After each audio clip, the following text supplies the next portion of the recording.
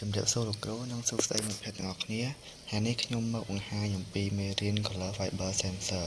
តែនៅក្នុងនោះខ្ញុំបានលើកយកមកបង្ហាញចំនួន5ចំណុចរបស់ Color Fiber Sensor គឺលក្ខណៈរបស់វាការដំឡើងរបៀប set និង reset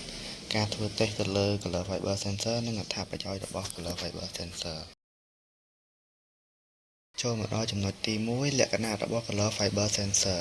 Color Fiber Sensor គឺជាឧបករណ៍ចាប់សញ្ញាអុបទិកដែលប្រើសម្រាប់ស្វែងរកនិងបែងចែកពណ៌ដោយការវិភាគអាំងតង់ស៊ីតេនិងរលកពន្លឺ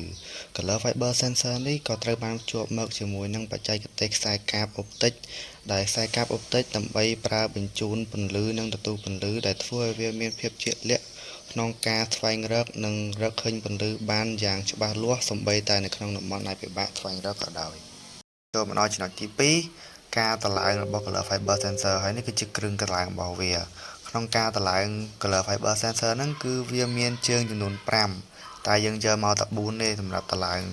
ឲ្យវាដំណើរការគឺក្នុងនោះមាន output 2ហើយនឹងបូកដកចំនួន1ដូចគ្នាបូក1ដក1ហើយចំពោះការតម្លើងយើងមើលតាមហ្នឹងហើយគឺយើងរៀបចំ sensor វាឲ្យមានរបៀបក្នុងការបង្ហាញឲ្យយើងស្រួលមើលឲ្យយើងដោត emitter និង receiver ចូលទៅក្នុងនេះមកហើយបានយើងបើកវាដំណើរការមុននឹងយើងដំណើរការបានយើងត្រូវការ set និង reset សិនរួចហើយយើងចូលមកដល់ចំណុចទី3គឺការ reset និង set របៀប reset យើងត្រូវចុច turn បូកជាមួយនឹង NO NC ឲ្យជាប់ចំនួន3ទៅ5វិនាទីដើម្បីឲ្យចេញពាក្យ OST រួចយើងចុច mode ហើយឲ្យពេលដែលយើង reset រួចយើងមកធ្វើការ set ម្ដងដើម្បីឲ្យវាចាប់ពណ៌បានមុនដំបូងយើងត្រូវចុច mode ឲ្យជាប់ចំនួន3វិនាទីដើម្បីចេញពាក្យ function DFLT រួចយើងចុច fresh បូកដកដើម្បីស្វែងរក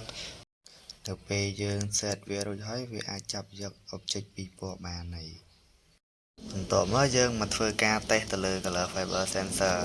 ទៅពេលយើងសេរីមិញយើងដាក់ object ទី1នៅពេលដែលយើងដាក់នៅមុខវា output ទី1ក៏បានលោតឡើងដល់ពេលយើងដាក់ object ទី2ដែលយើងបានសេរីមិញហ្នឹងoutput ទី2ក៏បានលោតឡើងដូចយើងចង់បានដែលយើងសេរីមិញ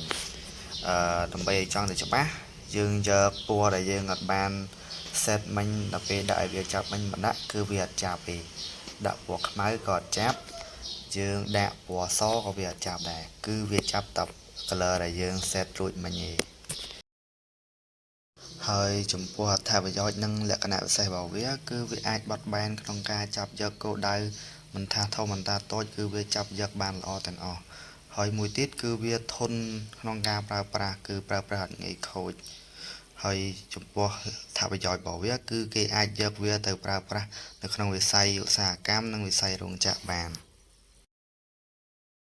ហើយការបង្ហាញរបស់ខ្ញុំក៏ឈានមកដល់ទីបញ្ចប់អរគុណលោកគ្រូនិងមិត្តភ័ក្តិទាំងអស់គ្នាដែលបានទស្សនាដល់ចំណុចមួយនេះសូមអរគុណ